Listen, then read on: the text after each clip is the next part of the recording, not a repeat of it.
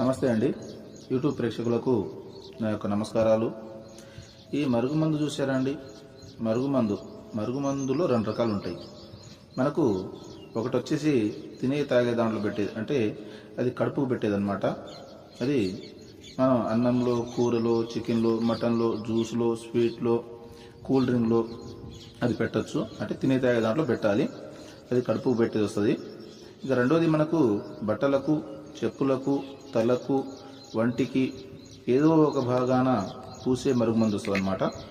అది లిక్విడ్ వస్తుంది, అది పవర్ఫుల్ లిక్విడ్ అనమాట. అది కొద్దిగా అంటించినా ఇక మనం చెప్పినట్టే వింటారు, మన చెప్పు చేతలు ఉంటారు, అంటే వాళ్ళకు మనం చెప్పింది ఏదమవుతుంది అనమాట. దీంతో పాటు వశీకరణ పూజ కూడా చేస్తానండి.